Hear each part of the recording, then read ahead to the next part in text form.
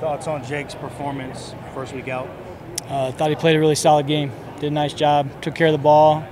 Was accurate. Solid start. What's it like to have JoJo Phillips in the wide receiver room first play out? I think it was 2 targets, 2 touchdowns. Yeah, he's an explosive player, and we've known that since he got here. Just needed a little time to develop. He was a basketball player in high school. I think he played 1 year of high school football. So when he got here, he's pretty raw as far as just his football knowledge goes, but he is getting better every day.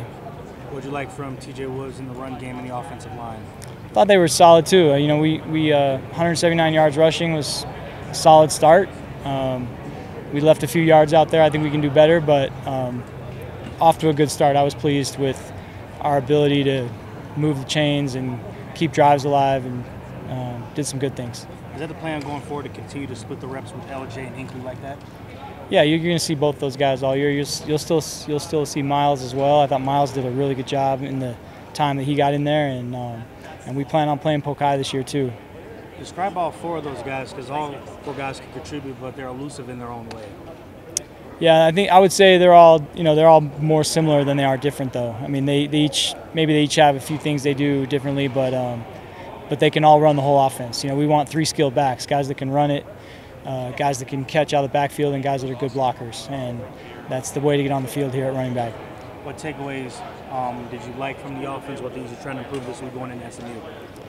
Well, we need to finish those 2 drives in the second quarter. You know, I thought that was one thing we could have done better. And then no turnovers was one of the highlights of the game, but we did put the ball on the ground twice, and luckily we got them back. So that's something we can work on. Describe the leadership from a guy like Caleb Etienne, who maybe didn't have the best season he wanted to, but then was outstanding on Saturday. He played well. I was proud of him. You know, he like a lot of our players. You know, Jake's one of them. We learned a lot of tough lessons last year, and you know, now is the time to show that we've learned from our mistakes in the past. You know, and I think Caleb played a really solid game.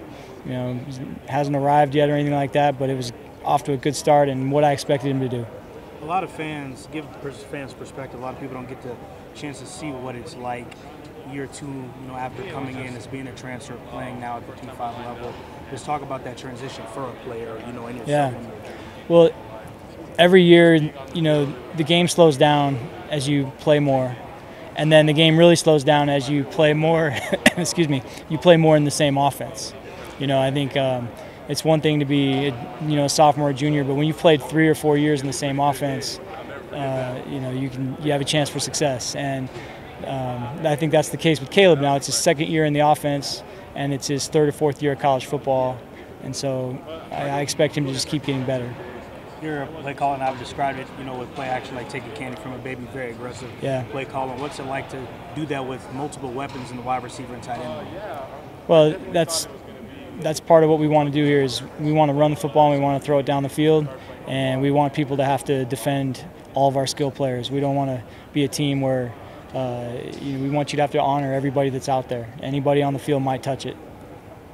I think in other programs there might be like, this is the designated guy that can go for 100 every week.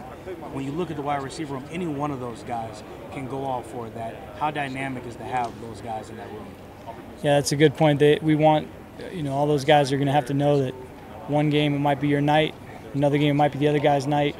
And I think all those guys understand that, and they all just want to win. And as long as we stick together as a team, we got a great chance to win a lot of games this year. How excited you are to get Darius Lassiter back this week? Very. Darius is a good player, and he's one of those transfers that's 2nd year in this offense now, 4th year of college football. I expect him to have a good year. What are you seeing on film from SMU's defense? Very good defense, very athletic. They know what they're doing. They're really good at their system. Excellent team. I mean, it's a big step up from what we've been dealing with, what we had to deal with last week, and we got a big challenge on our hands. Last thing for me, off-topic question: what's your favorite road game snack to have when you're out there, Coach? Road game snack? Oh man, I don't know. Usually just probably the gummy bears that they leave on my seat on the plane. I like those. What were your takeaways from the 2 rule changes, the headset communication with the quarterback and the iPads? How did you feel it went the first game? It was great. I thought things went really smoothly with the headset. First of all, we didn't have any hiccups there. And that was nice to be able to talk to the quarterback during the game. I try not to talk too much because I don't want him thinking about too many things. But it's nice to be able to call a play and give him a little reminder before the snap. And then the iPads, it's amazing. You can watch pretty much the whole series. Most of the time I was able to watch the whole series and then talk about it with our staff or with our players. Now the other team can do that too. But I really enjoyed it and looking forward to becoming more efficient with it as we go along. Is that just going to prepare guys at this level for the professional level, that not the mics and the helmets and the iPads now? I think so. I mean, yeah, there's some similarities there, sure. And I think a lot of the things we do are very pro style. So I hope that our quarterbacks, we're intentional about trying to develop quarterbacks for the NFL. So that's part of it. But yeah, I think that you're going to see that. Just a lot of growth in college, as people learn how to use those tools more efficiently. You probably saw the news. Jaron Hall got picked up by the Seattle Seahawks. He actually told me on Friday that he thought that's what was going to happen, and he didn't want to jinx it, but he said, "I'm pretty sure that's what's happening. It might be a couple days, but." So I was excited for him. Yeah, it's a good situation for him. How did Sonny Marcassini kind of perform in his first college start? Solid job. Yeah. He's been really steady in camp, and it was his first game, so there's a few things to clean up, but thought he played well. He's obviously ruined his batting 1,000 percentage, but at one point, every catch to JoJo Phillips went for a touchdown.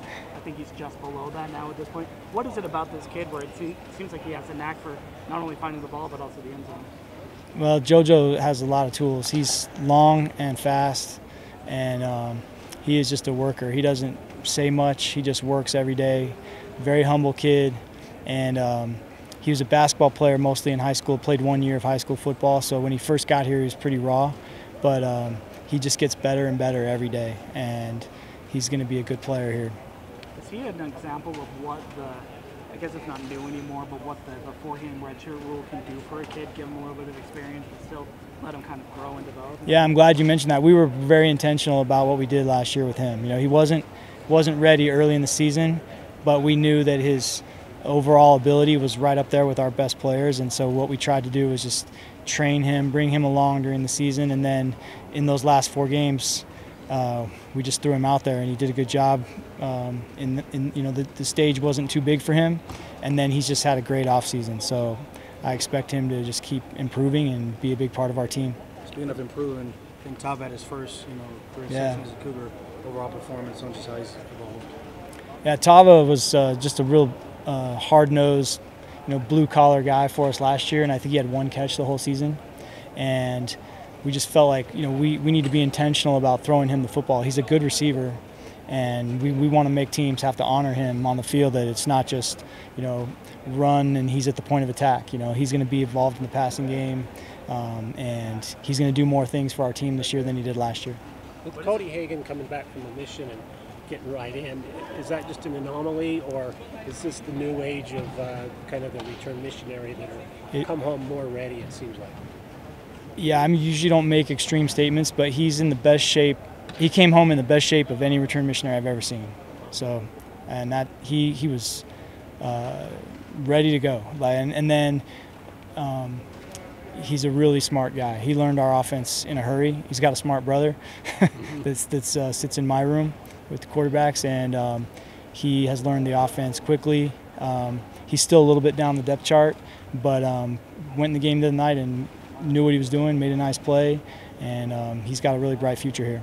What does it do for play calling options for you to have the tight end room be able to run, a 19-yard route instead of, because I think both of his targets last year were within 9 yards or so. Yeah.